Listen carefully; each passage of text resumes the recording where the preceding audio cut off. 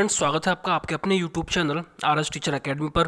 दोस्तों, आज की इस वीडियो में हम बात करेंगे यूपी टेट 2014 में जो आपका प्राथमिक लेवल पर एग्जाम हुआ था, तो उसके अंतर्गत जो आपका हिंदी का पोर्शन पूछा गया था। ठीक है, तो उन सभी प्रश्नों को हम आज की वीडियो में कवर करेंगे।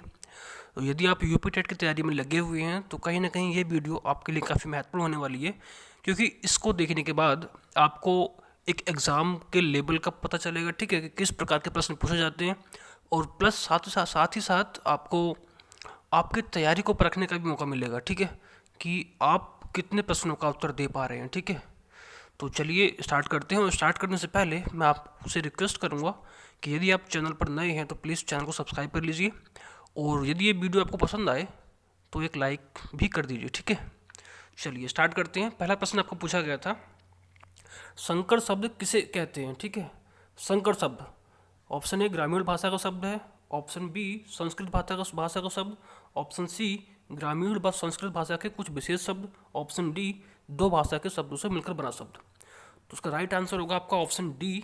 देखिए, संकर शब्द जो होते हैं वो दो भाषा के शब्दों से मिलकर बने होते हैं। ठीक है, जैसे रेलगाड़ी, तो रेल आपका एक अंग्रेजी शब्द है। ठीक है, और गाड़ी आपका हिंदी शब्द हो गया। तो दो भाषा के शब्दों को मिलकर जो शब्द बनता है उसको हम बोलते हैं संकर शब्द। ठीक है, चलिए नेक्स्ट प्रश्न आपका है, सुत शब्द को स्त्रीवाचक बनाने के लिए किस प्रत्यय का प्रयोग होगा। यानी कि सुत एक शब्द है। ठीक है, इसको अगर हमें स्त्रीवाचक बनाना है तो किस प्रत्यय का यूज हम करेंगे यहाँ पर। ऑप्शन ए ये, ऑप्शन बी ई, ऑप्शन सी इक, या फिर ऑप्शन डी आ। तो सुत का होता है सुता। ठीक है, तो आ प्रत्यय का हम यूज करेंगे। ऑप्शन डी इसका राइट आंसर होगा। चलिए नेक्स्ट प्रश्न की बात करें तो नाक का बाल होना मुहावरे का अर्थ है। नाक का बाल, ठीक है, अधिक समीप होना, कष्ट देना, अधिक प्रिय होना, या फिर पालतू होना। तो नाक का बाल का जो अर्थ होता है वो होता है आपका अधिक प्रिय होना। ठीक है, नाक का बाल मतलब अधिक प्रिय होना। Option C is the right answer. ठीक है, चलिए नेक्स्ट प्रश्न की अगर हम बात करें तो अस्ब का पर्यायवाची शब्द निम्नलिखित में से कौन सा नहीं है। अस्ब का जो पर्यायवाची शब्द है वो कौन सा नहीं है। चार ऑप्शन आपको दिए हुए हैं, घोड़ा, घोटक, कटक या है। तो देखिए, घोड़ा, घोटक और है, ये आपका अस्ब के पर्यायवाची शब्द होते हैं, जबकि जो कटक है, कटक इसका राइट आंसर है। कटक जो है वो घोड़े जो अस्ब का पर्यायवाची शब्द नहीं है। ठीक है, चलिए नेक्स्ट प्रश्न आपका है, जो एक स्थान पर टिककर नहीं रहता वाक्य के लिए एक शब्द कौन सा है। यानी कि कोई भी व्यक्ति जो एक स्थान पर टिककर नहीं रहता है उसको हम क्या बोलेंगे। अस्थिर, अस्थिर, अडिग, यायावर, या फिर गतिशील। तो उसका राइट आंसर होगा आपका ऑप्शन सी, उसको हम बोलेंगे यायावर। ठीक है, चलिए नेक्स्ट प्रश्न है, बुंदेले हर बोलो के मुंह हमने सुनी कहानी थी, खूब लड़ी मर्दानी बह तो झांसी वाली रानी थी। प्रयुक्त पंक्ति के रचयिता कौन है, किसने लिखी है ये पंक्ति आपकी। माखनलाल चतुर्वेदी, या फिर सुभद्रा कुमारी चौहान, या फिर सोहनलाल द्विवेदी, या फिर राम नरेश त्रिपाठी। तो इसका राइट आंसर होगा आपका ऑप्शन बी, सुभद्रा कुमारी चौहान। ठीक है, चलिए नेक्स्ट प्रश्न आपका है, समास का अर्थ है संक्षेप, विच्छेद, विस्तार, या फिर नवीन अर्थ। देखिए, समास का जो अर्थ होता है उसको हम बोलते हैं संक्षेप। ठीक है, संक्षेप। चलिए नेक्स्ट प्रश्न की अगर बात करें तो नेक्स्ट प्रश्न आपका पूछा गया है, भाषा के संबंध में उपचारात्मक शिक्षण का उद्देश्य है। ऑप्शन ए भाषा प्रयोग संबंधी कठिनाइयों की पहचान तथा उनका निदान, बच्चों को व्यस्त रखना, बच्चों को श्रेणीवार विभक्त करना, या फिर बच्चों के त्रुटियों की केवल सूची बनाना। तो उसका राइट आंसर होगा आपका ऑप्शन ए। देखिए, उपचारात्मक शिक्षण आपने पढ़ा होगा, बीएड या बीटीसी जो भी आपने किया है उसमें उपचारात्मक शिक्षण, ठीक है, डायग्नोस्टिक टेस्ट, ये डायग्नोस्टिक टीचिंग, सॉरी। ठीक है, तो उसमें क्या होता है, हम बच्चों की कठिनाइयों का पता लगाते हैं। ठीक है, पता लगाने के बाद जो कठिनाइयाँ हैं फिर उनका निदान करते हैं। ठीक है, उसके लिए उपयुक्त जो शिक्षण विधि है हम उसका यूज़ करते हैं। ठीक है, चलिए नेक्स्ट प्रश्न आपका है, प्रमुख भाषाई कौशल के अंतर्गत इनमें से कौन एक नहीं आता है। भाषाई कौशल, ठीक है, लैंग्वेज स्किल की यहाँ पर बात चल रही है। तो ऑप्शन ए सुनना, ऑप्शन बी बोलना, ऑप्शन सी हंसना, ऑप्शन डी लिखना। तो देखिए, जो आपके भाषा कौशल होते हैं उसमें आपका सुनना होता है, बोलना होता है, लिखना होता है। ठीक है, और आपका क्या होता है, पढ़ना होता है। ठीक है, रीडिंग। जबकि आपका ऑप्शन सी हंसना, हंसना एक भाषाई कौशल नहीं है। तो उसका राइट आंसर आपका ऑप्शन सी होगा। ठीक है, तो देखिए आपसे मैं रिक्वेस्ट करूँगा कि यदि आप चैनल पर नए हो तो प्लीज़ चैनल को सब्सक्राइब कर लीजिए। ठीक है, ताकि हमें थोड़ी बहुत मोटिवेशन मिले और हम आपके लिए बहुत सारी चीज़ें यूपी टेट के लिए या फिर सी टेट के लिए जो एग्ज़ाम के लिए काफ़ी इंपॉर्टेंट हो सकती हैं उसको हम आपको प्रोवाइड कराएं। ठीक है, चलिए नेक्स्ट प्रश्न आपका पूछा गया था, हिंदी दिवस मनाया जाता है 14 सितंबर को, 5 सितंबर को, 2 अक्टूबर को या फिर 26 जनवरी को। तो आपको जो हिंदी दिवस है ये आपका 14 सितंबर को मनाया जाता है। ठीक है, चलिए बात करें अगले प्रश्न की। तो अगला प्रश्न आपका पूछा गया है, काव्य शिक्षण का उद्देश्य है। ऑप्शन ए भाषा में प्रयुक्त होने वाले विराम चिन्हों से परिचित कराना, या फिर ऑप्शन बी व्याकरणिक नियमों की जानकारी देना, ऑप्शन सी संगीत कला में निपुण बनाना, ऑप्शन डी रसानुभूति एवं आनंदानुभूति कराना। तो देखिए काव्य शिक्षण का जो उद्देश्य होता है वो होता है रसानुभूति एवं आनंदानुभूति कराना। यदि कि जो हम काव्य को पढ़कर जो रस की अनुभूति होती है या फिर जो आनंद हमें मिलता है उसी को पाना एक महत्वपूर्ण उद्देश्य होता है काव्य शिक्षण का। ठीक है, चलिए option D is the right answer. चलिए नेक्स्ट प्रश्न की बात करें। तो निम्न में से किस वाक्य में विशेषण का प्रयोग हुआ है। विशेषण आप जानते होंगे विशेषण क्या होता है। ठीक है, राम जैसे ऑप्शन ए राम जाता है, ऑप्शन बी सीता फल खाती है, ऑप्शन सी मेरी गाय काली है, ऑप्शन डी जल्दी उठना स्वास्थ्यवर्धक होता है। तो देखिए विशेषण जो होता है वो किसी कहीं संज्ञा या सर्वनाम की विशेषता बताता है। ठीक है, विशेषण तो यहाँ पर मेरी गाय काली है, गाय की विशेषता बता रहा है कि गाय कैसी है, काली है। ठीक है, तो option C is the right answer, मेरी गाय काली है। इस वाक्य में विशेषण का प्रयोग हुआ है। विशेषण कौन सा है, काली। ठीक है, काली। चलिए नेक्स्ट प्रश्न आपका पूछा गया था, नाटक शिक्षण में कक्षा अभिनय प्रणाली के प्रयोग से क्या होता है। ऑप्शन ए शिक्षक एवं बच्चों का समय व्यर्थ होता है। देखिए नाटक शिक्षण में कक्षा अभिनय प्रणाली से बच्चों और शिक्षक का समय व्यर्थ होता है, नहीं। ठीक है, ये तो आपका ऑप्शन गलत है। ऑप्शन बी पात्रानुसार बच्चों द्वारा अभिनय से सीखने की प्रक्रिया में तेजी आती है, ये आपका राइट आंसर होगा। Option B is the right answer. ठीक है, ऑप्शन सी बच्चों पर विपरीत प्रभाव पड़ता है, नहीं। ऑप्शन डी उपरोक्त में से कोई नहीं, तो ये भी नहीं होगा आपका। Option B is the right answer. चलिए नेक्स्ट प्रश्न की अगर हम बात करें तो निम्न शब्द में अधिकरण कारक का प्रयोग हुआ है। अधिकरण कारक, क्या आपने कारकों को पढ़ा होगा। तो अधिकरण कारक का प्रयोग कहाँ पर हुआ है, भानारूढ़, सत्ताधीश, गंगाजल, रेखाचित्र। तो अधिकरण में होता है मे पर। ठीक है, मे पर जो कारक विभक्ति है मे पर, ये होती है आपकी अधिकरण कारक की।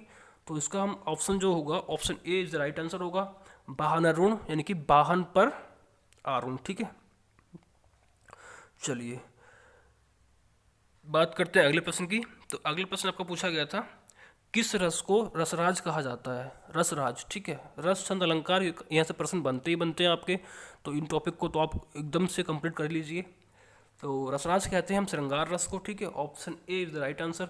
श्रृंगार रस को हम रसों का रसराज है उसको हम बोलते हैं श्रृंगार रस। ठीक है, चलिए नेक्स्ट प्रश्न आपका है, घनानंद को किस युग का कवि माना जाता है।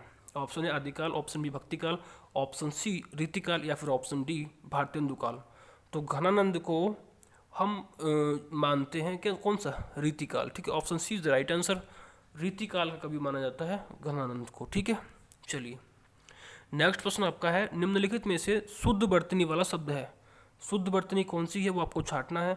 ऑप्शन है आशीर्वाद, आशीर्वाद एक शब्द लिखा हुआ है। ठीक है, तो उसमें आशीर्वाद की जो शुद्ध वर्तनी है वो किस ऑप्शन में है, तो ये आपका है ऑप्शन सी आशीर्वाद। ठीक है, चलिए नेक्स्ट प्रश्न आपका है, को से किस कारक चिन्ह का बोध होता है। ऑप्शन ए कर्म कारक, ऑप्शन बी करण कारक, ऑप्शन सी संप्रदान कारक या फिर ऑप्शन डी अधिकरण कारक। तो देखिए कारक आपने सारे पढ़े होंगे, जैसे कि आप एक थोड़ा सा जो विभक्ति चिन्ह होते हैं उसमें क्या होता है, कर्ता कारक, कर्ता ने कर्म को करण से, संप्रदान के लिए, ठीक है, अपादान से अलग, मतलब अलग होने के अर्थ में अपादान, संबंध का के की रा रे री, अधिकरण में पर, और संबोधन हे अरे। तो ये शब्द जो हैं ये सारे के सारे आपके शॉर्ट ट्रिक आपको याद करने की होती है। तो इसमें जो को है आपका, को होता है आपका कर्म कारक, ठीक है। कर्ता ने कर्म को, तो कर्म को जो आपका होगा ये होगा आपका कर्म कारक। Option A is the right answer. चलिए नेक्स्ट प्रश्न की अगर हम बात करें तो सच्चिदानंद हीरानंद बादशाहनंद का उपनाम है, उपनाम क्या है इनका, ठीक है। हरिओद, निराला, अज्ञे या फिर गुलेरी। तो उसका राइट आंसर होगा आपका ऑप्शन सी, अज्ञे। सच्चिदानंद हीरानंद बादशाहनंद का जो उपनाम है उनको हम बोलते हैं अज्ञे, ठीक है। चलिए नेक्स्ट प्रश्न आपका है, बिहारी के प्रसिद्ध हैं, बिहारी के क्या प्रसिद्ध हैं, कविता, सवैया, पद या दोहा। तो इसका राइट आंसर होगा आपका ऑप्शन डी, दोहा, ठीक है। बिहारी जो हैं एक रीतिकाल के कवि हैं एक, ठीक है। चलिए बात करते हैं अगले प्रश्न की। पुनर्जन्म, पुनर्जन्म शब्द का सही संधि विच्छेद है। ऑप्शन ए पुनः, पुनः धन जन्म, ऑप्शन बी पुरन प्लस जन्म, ऑप्शन सी पुनः प्लस जन्म, ऑप्शन डी पुनः प्लस आजन्म। तो देखिए इसका राइट आंसर होगा आपका ऑप्शन ए, पुनः धन जन्म। ये जो आपका राइट आंसर होगा उसका पुनर्जन्म का, ठीक है। चलिए नेक्स्ट प्रश्न आपका है, शोक किस रस का स्थायी भाव है, शांत रस, करुण रस, हास्य रस या फिर वीर रस। तो देखिए शोक यानी कि दुख, दुख को दर्शा रहा है यहाँ पर, तो इसका राइट आंसर होगा आपका ऑप्शन बी, करुण रस, ठीक है। करुण रस का स्थायी भाव होता है आपका शोक। और बाकी जो रस हैं उसकी अगर हम बात करें तो श्रृंगार रस का होता है आपका रति, हास्य रस का होता है आपका हास, करुण रस का आपका शोक हो ही गया है, ठीक है। वीर रस का उत्साह, रौद्र रस का क्रोध, भयानक रस भय, अद्भुत रस विस्मय या फिर आश्चर्य, और विभत्स रस का होता है आपका जुगुप्सा या फिर घृणा, और एक होता है आपका शांत रस। शांत रस का जो आपका स्थायी भाव होता है उसको हम बोलते हैं निर्वेद, ठीक है। तो ये कुल मिलाकर रस और उनके स्थायी भाव थे। चलिए नेक्स्ट प्रश्न आपका है, सूरदास ने किस भाषा में सूर सागर की रचना की। Option A Awadhi, option B Braj, option C Khari Boli या फिर ऑप्शन डी राजस्थानी। तो इसका राइट आंसर होगा आपका ऑप्शन बी, सूरदास ने ब्रज भाषा में सूर सागर की रचना की थी, ठीक है। चलिए नेक्स्ट प्रश्न आपका है, दोहा में कितनी मात्राएं होती हैं। Option A 24, option B 26, option C 28 या फिर ऑप्शन डी 30। तो दोहा छंद आपका अर्धसमात्रिक छंद है, जिसके अंतर्गत जो आपका दोहा छंद में जो आपका प्रथम और तृतीय जो आपका चरण होता है उसमें 13 मात्राएं होती हैं, ठीक है। और जो आपका द्वितीय और चतुर्थ चरण होता है उसके अंदर आपकी 11 मात्राएं होती हैं, ठीक है। तो कुल मिलाकर जो इसका फर्स्ट और सेकंड मतलब पहला और दूसरा जो चरण है उसमें कुल मिलाकर 24 मात्राएं होती हैं, ठीक है। तो option A is the right answer, 24 मात्राएं, ठीक है। चलिए नेक्स्ट प्रश्न की अगर हम बात करें तो जो अच्छे कुल में उत्पन्न हुआ हो, इस शब्द समूह के लिए एक शब्द क्या होगा। ऐसा व्यक्ति या ऐसा बच्चा जो अच्छे कुल में उत्पन्न हुआ हो तो उसको हम बोलते हैं क्या, कुलीन, समृद्ध, धनी या फिर कृपण। तो इसका राइट आंसर होगा आपका ऑप्शन ए, कुलीन, ठीक है। क्या बोलते हैं उसको, हम कुलीन बोलते हैं, ठीक है।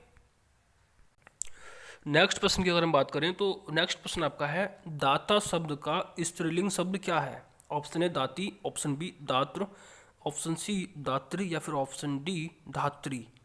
तो इसका राइट आंसर होगा आपका ऑप्शन सी दात्री, ठीक है। दाता शब्द का स्त्रीलिंग क्या होगा, दात्री होगा। Option C is the right answer. चलिए बात करते हैं नेक्स्ट प्रश्न की, लड़का पेड़ से गिरा में कौन सा कारक है। अपादान कारक, संप्रदान कारक, कर्म कारक या फिर अधिकरण कारक। तो कारकों के बारे में विभक्ति चिन्ह जो होते हैं उसको मैंने अभी बताया आपको। तो इसमें होगा आपका अपादान कारक, option A is the right answer. लड़का पेड़ से गिरा यानी कि पेड़ से अलग हुआ, ठीक है। तो ऐसी केस में क्या होता है कि संज्ञा के जिस रूप से किसी वस्तु के अलग होने का भाव प्रकट होता है। देखिए लड़का जो है वो पेड़ से अलग हो रहा है तो उस समय अलग होने का भाव जो प्रकट हो रहा है, तो यहाँ पर हम बोलेंगे कि यहाँ पर जो कौन सा कारक है, अपदान कारक है, ठीक है। चलिए नेक्स्ट प्रश्न की अगर हम बात करें तो पापी में कौन सा विशेषण है, संख्यावाचक, सार्वनामिक, गुणवाचक या फिर परिमाणवाचक। तो उसका राइट आंसर होगा आपका ऑप्शन सी, गुणवाचक। ठीक है, पापी, पापी क्या है, गुण है, प्रॉपर्टी है। ठीक है, इसको गुणवाचक आपका विशेषण होगा पापी के अंदर। ठीक है, option C is the right answer. चलिए नेक्स्ट प्रश्न की अगर हम बात करें तो नेक्स्ट प्रश्न आपका पूछा गया है, नबल सुंदर श्याम शरीर, नबल सुंदर श्याम शरीर की सजल नीरद शीकल कांति थी में कौन सा अलंकार है? उपमा अलंकार, रूपक अलंकार, श्लेष अलंकार या फिर उत्प्रेक्षा अलंकार? तो इसका राइट आंसर होगा आपका ऑप्शन ए, उपमा अलंकार। ठीक है, चलिए उपमा अलंकार क्या होता है? जहाँ उपमेय के साथ उपमान की किसी समान धर्म को लेकर तुलना की जाए, वहाँ क्या होता है? उपमा अलंकार होता है। ठीक है, तो देखिए, नबल सुंदर श्याम शरीर की सजल नीरद सी कल कांति थी। तो यहाँ पर समान धर्म की तुलना की जा रही है, तो यहाँ पर हम बोलेंगे उपमा अलंकार है। ठीक है, चलिए option A is right answer होगा। नेक्स्ट प्रश्न और लास्ट प्रश्न आपका है आज का, बीजक किसकी रचना है? सूरदास, तुलसीदास, कबीरदास या फिर जायसी? तो इसका राइट आंसर होगा आपका ऑप्शन सी, कबीरदास। ठीक है, जो बीजक है ये आपका कबीर की रचना है। ठीक है, तो ये हमारे प्रश्न थे जो पूछे गए थे 30 के 30, और इसमें से कितने प्रश्न ऐसे हैं जिसका आंसर आप देने में समर्थ थे, वो हमें कमेंट के माध्यम से आप शेयर कर सकते हैं। और लास्ट में कहूँगा कि वीडियो अगर आपको पसंद आई हो तो प्लीज़ इसको लाइक कर दीजिए एक। ठीक है, तो ऐसे ही हम आपको UP TET plus C TET दोनों में जितने भी प्रीवियस ईयर्स आपके क्वेश्चंस पूछे गए हैं उन सभी को हम डिस्कस करेंगे आने वाली वीडियोस के अंतर्गत। तो प्लीज़ चैनल को सब्सक्राइब कर लीजिए।